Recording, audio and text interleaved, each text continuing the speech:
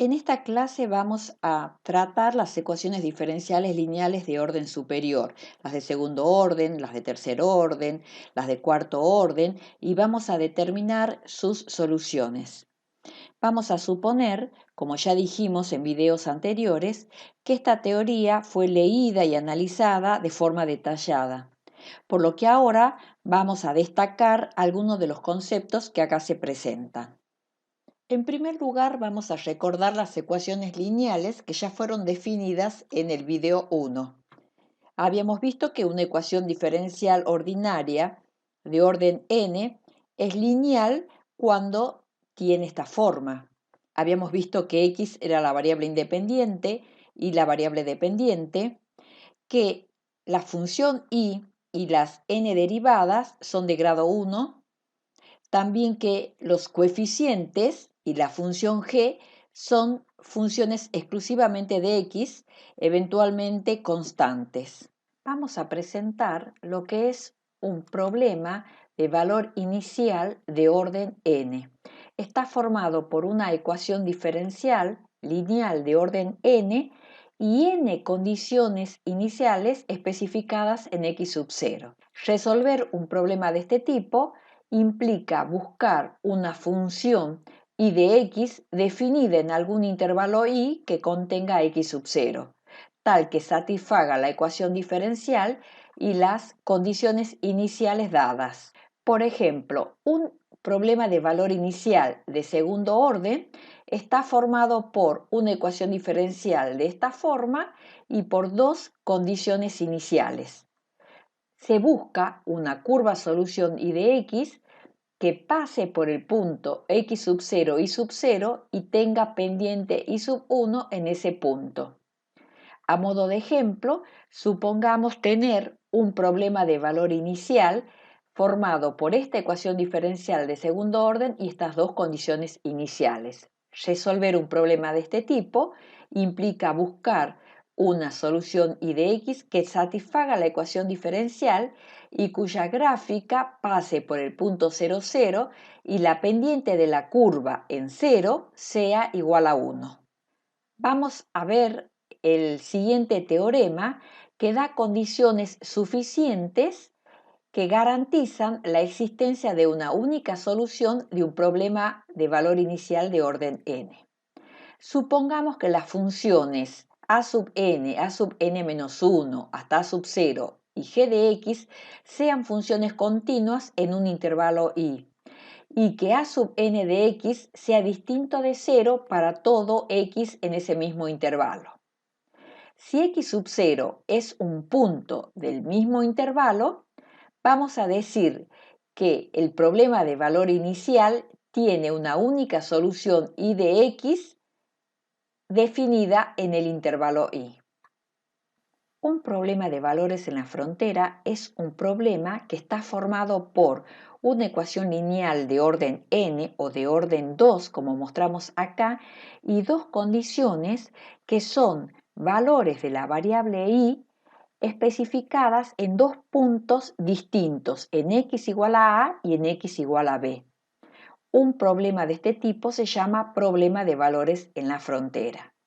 Y estas condiciones se llaman condiciones de frontera. Resolver un problema de este tipo implica buscar una solución y de x que satisfaga la ecuación diferencial y cuya gráfica pase por los puntos a y sub 0, b y sub 1.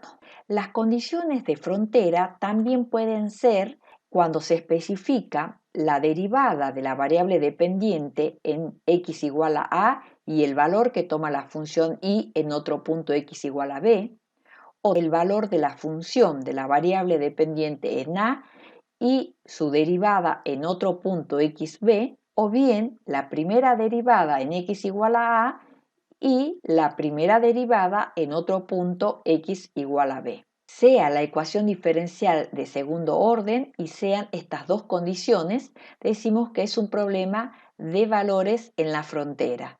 Se busca una solución y de x que satisfaga la ecuación diferencial y cuya gráfica pase por los puntos 1, 0 y 2, 3. Ahora queremos determinar soluciones de las ecuaciones lineales de orden n, pero previamente vamos a recordar algunos conceptos estudiados en álgebra. Estos tienen que ver con la dependencia e independencia lineales. Un conjunto de n funciones se dice linealmente dependiente en un intervalo i si una combinación lineal de estas n funciones es igual a 0 con alguna de estas constantes C1, C2 o Cn distintas de 0.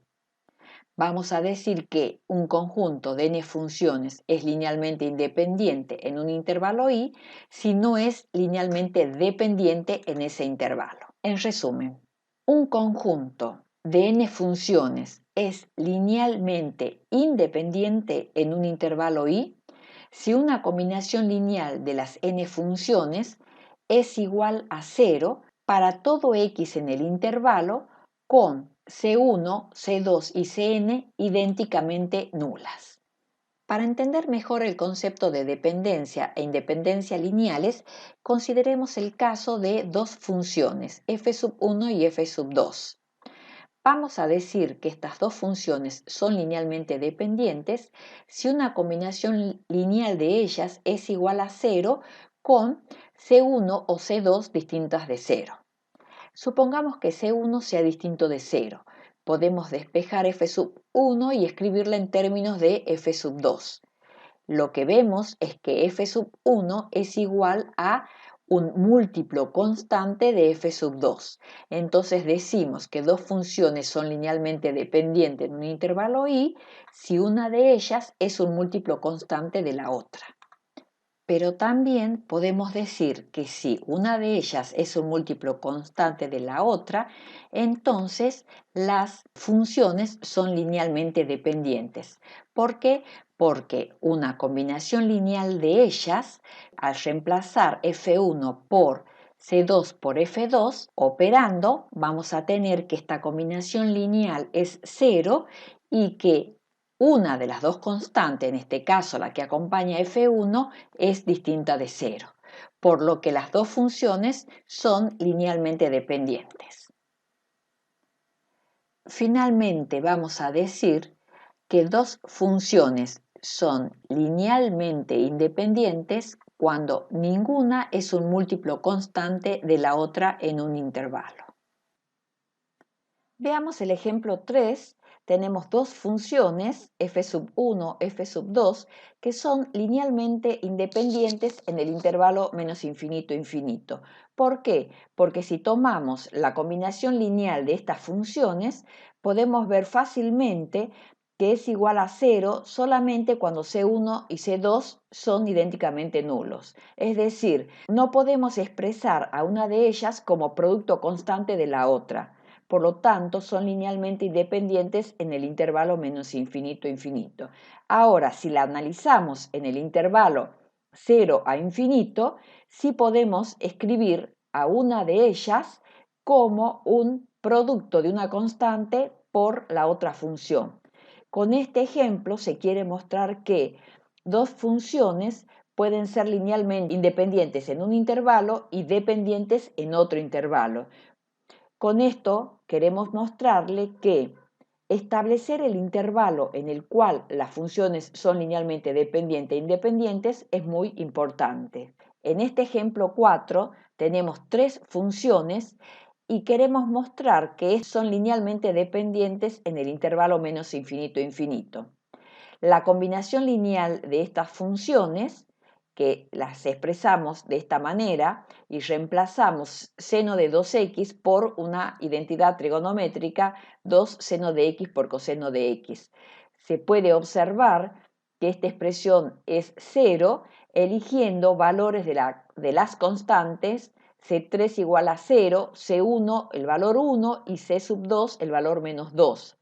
Claramente es una combinación lineal nula donde una de las constantes, al menos en este caso 2, son distintas de 0. Conclusión, las tres funciones son linealmente dependientes en este intervalo. Vamos a ver el siguiente teorema que nos da una condición suficiente para saber si n funciones son linealmente independientes en un intervalo. Supongamos tener estas n funciones que poseen al menos n-1 derivadas. Si el Wronskiano formado por las n funciones y sus n-1 derivadas es distinto de 0 por lo menos en un punto del intervalo i, entonces las funciones son linealmente independientes en ese intervalo. Una consecuencia de este teorema es que si las n funciones con al menos n-1 derivadas son linealmente dependientes, entonces ese determinante es igual a 0 para todo x del intervalo. Usemos esta propiedad para mostrar en el ejemplo 5 que dos funciones son linealmente independientes en cualquier intervalo real. Para ello, construimos el Wronskiano con las dos funciones y sus respectivas primeras derivadas, calculamos este determinante y vemos que es distinto de 0 para cualquier valor de x. Esto es una función exponencial, siempre y cuando R1 sea distinto de R2. Así probamos que estas dos funciones son linealmente independientes para cualquier valor de x. Veamos ahora soluciones de las ecuaciones diferenciales lineales. En primer lugar, vamos a distinguir cuándo una ecuación diferencial es homogénea y cuándo una ecuación diferencial es no homogénea. Vamos a decir que la ecuación diferencial es homogénea cuando el segundo miembro es igual a 0. Y decimos que la ecuación diferencial es no homogénea cuando g de x es diferente de la función nula. A partir de ahora vamos a hablar de la ecuación diferencial lineal homogénea y de la ecuación diferencial lineal no homogénea. Vamos a dar ahora unas definiciones y unas propiedades para las cuales vamos a suponer que las funciones coeficientes de estas ecuaciones diferenciales y la función g de x cuando aparezca son funciones continuas en un intervalo i, que el coeficiente a sub n es distinto de 0. El principio de superposición es un teorema que establece que si tenemos k funciones soluciones de una ecuación diferencial homogénea en un intervalo i, entonces una combinación lineal de esas k soluciones también es una función solución de la misma ecuación diferencial en un intervalo i. Como consecuencia de este principio de superposición, tenemos por un lado que si i sub 1 es solución de una ecuación diferencial homogénea, el producto de una constante por esa función nos da otra función que también es una solución de esa ecuación diferencial homogénea. Y finalmente que la función i igual a 0 es solución de la ecuación homogénea. A esta solución la llamamos solución trivial. Soluciones linealmente independientes. Veamos el siguiente teorema que establece que si tenemos n funciones soluciones de una ecuación diferencial homogénea, que el conjunto formado por estas n soluciones es linealmente independiente en un intervalo i, si y solamente si el Wronskiano es distinto de 0 para todo x del intervalo. Ese conjunto de soluciones linealmente independientes se llama conjunto fundamental de soluciones. Veamos la siguiente definición. Si tenemos un conjunto fundamental de soluciones de una ecuación diferencial homogénea, vamos a definir como solución general de esa ecuación homogénea a una función i de x que es una combinación lineal de las n funciones soluciones linealmente independientes. En el ejemplo 6 nos piden mostrar que las funciones dadas forman un conjunto fundamental de soluciones de la ecuación homogénea en el intervalo dado. Luego, expresar la solución general. Lo que tenemos que hacer es, en primer lugar, verificar que ambas funciones son soluciones de la ecuación diferencial homogénea y luego que esas funciones son linealmente independientes. Para mostrar el punto A, tomamos la función i sub 1 La derivamos 2 veces, la reemplazamos en la ecuación diferencial y observemos que obtenemos una identidad.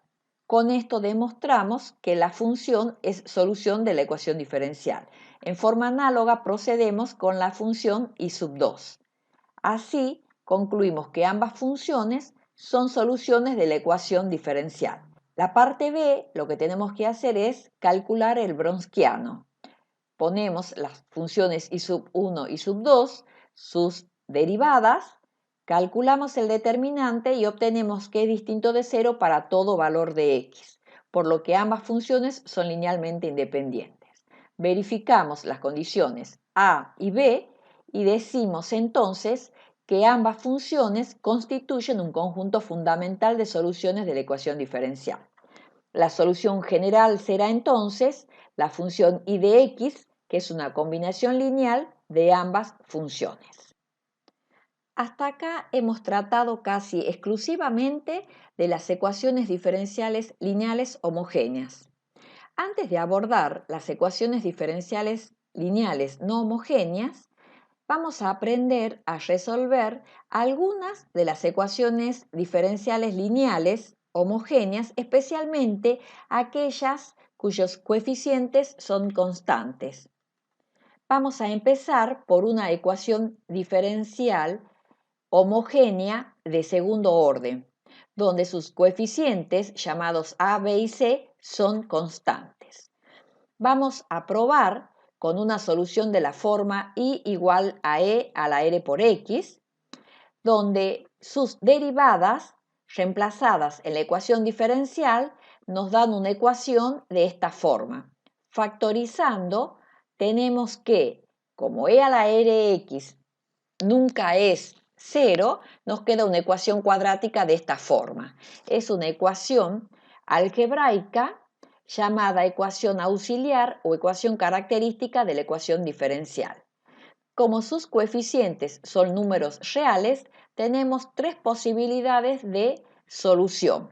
Que las raíces sean reales y distintas, que sean complejas conjugadas o que sean reales e iguales.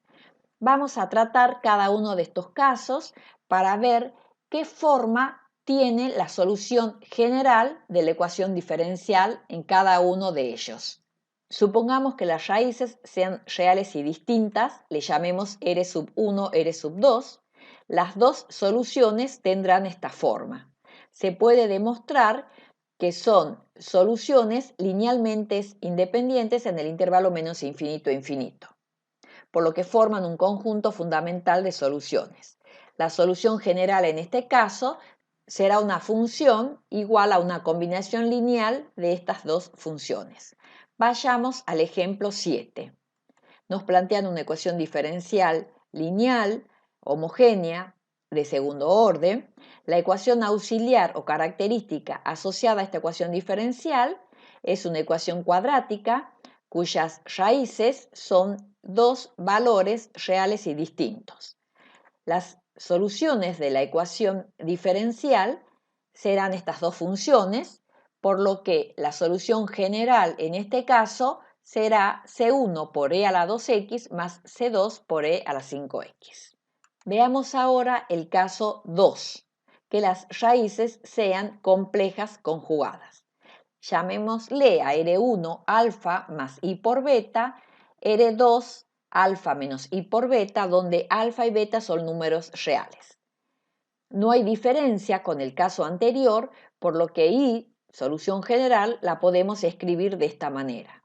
Pero como estamos buscando soluciones de variable real, a cada una de estas funciones I sub 1 y sub 2 la escribimos como sigue, usando la fórmula de Euler. Escribimos la forma compleja, identificamos su parte real, su parte imaginaria en cada una de ellas. Se puede demostrar que las funciones reales que tenemos de esta forma y de esta forma son soluciones de la ecuación diferencial y además que son funciones linealmente independientes, por lo que la solución general en este caso será esta función. Veamos el ejemplo 8. Tenemos la ecuación diferencial, su ecuación característica, Las soluciones de esta ecuación cuadrática son dos raíces complejas conjugadas. Identificamos alfa, beta para escribir la solución general de la ecuación diferencial. El tercer caso tenemos raíces reales y repetidas, es decir que r sub 1 y r sub 2 son iguales. En principio tenemos la primera solución y sub 1 que tendrá la forma exponencial e elevado a r1 por x. Se puede demostrar que una segunda solución será y sub 2 igual a x por y sub 1. Estas soluciones son linealmente independientes. Queda como tarea que ustedes calculen el Wronskiano, el determinante, y vean que es distinto de 0 para todo x. La solución general en este caso tendrá esta forma.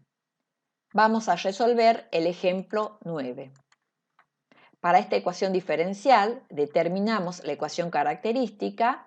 Tiene una única raíz menos 3 de multiplicidad 2, por lo que las soluciones tendrán la forma e a la menos 3x y la segunda e a la menos 3x multiplicada por x. La solución general en este caso será una combinación lineal de estas dos funciones. Vayamos al ejemplo 10. Este es un ejemplo donde se plantean un conjunto de problemas para aplicar los conceptos estudiados hasta el momento. Vamos al inciso A, resolver una ecuación diferencial homogénea, es una ecuación diferencial lineal homogénea de orden 3. Escribimos la ecuación característica asociada a la ecuación diferencial, encontramos sus raíces, tenemos una raíz real y otras dos complejas conjugadas, por lo que la solución general en este caso tendrá esta forma, una combinación lineal de dos funciones correspondientes a las raíces complejas conjugadas y la tercera función correspondiente a este valor real. En el inciso B nos piden resolver una ecuación diferencial que es de cuarto orden. La ecuación característica devuelve dos raíces complejas conjugadas de multiplicidad 2. En este caso, la solución general estará formada por una combinación lineal de. Para el caso de las dos primeras raíces i y menos i, podemos escribir esta combinación lineal, y para las raíces restantes, por ser raíces complejas repetidas, lo que tenemos que hacer es multiplicar por x cada una de las funciones. En el inciso C conocemos las raíces de una ecuación característica y nos piden la ecuación diferencial correspondiente y nos preguntan inclusive si esa ecuación diferencial es única.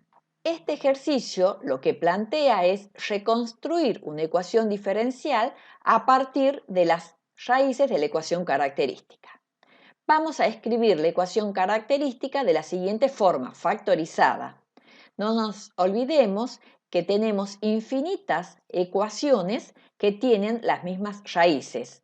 Es decir, que el primer miembro no es otra cosa que la factorización de un polinomio cuyas tres raíces son las que nos dan en el enunciado del problema. Por eso no debemos olvidarnos siempre del coeficiente principal. Esta ecuación nos lleva a plantear la siguiente ecuación diferencial. Observemos que son infinitas las ecuaciones diferenciales cuya ecuación característica tiene como solución a las tres raíces dadas en el enunciado, R1, R2 y R3. En el inciso D nos piden hallar la solución general de la ecuación diferencial de tercer orden, sabiendo que i sub 1 igual a e a la x es solución de la ecuación diferencial. En primer lugar, para esta ecuación diferencial, escribimos la ecuación característica que es de grado 3. Como esta función es una solución de la ecuación diferencial, podemos identificar a 1 como una raíz de esa ecuación característica. Tenemos que hallar entonces las dos raíces restantes, dado que esta ecuación es de grado 3. Para encontrar las raíces restantes, lo que hacemos es dividir el polinomio del primer miembro en r-1 para obtener un cociente que es un polinomio de grado 2. Las raíces de esta ecuación cuadrática nos arroja dos raíces complejas conjugadas, por lo que la solución general para esta ecuación diferencial será esta combinación lineal. Los dos primeros términos se refieren a una combinación lineal de las funciones y sub 1 y sub 2 correspondientes a las raíces complejas conjugadas. Y el último término se refiere a la función obtenida a partir de la raíz real.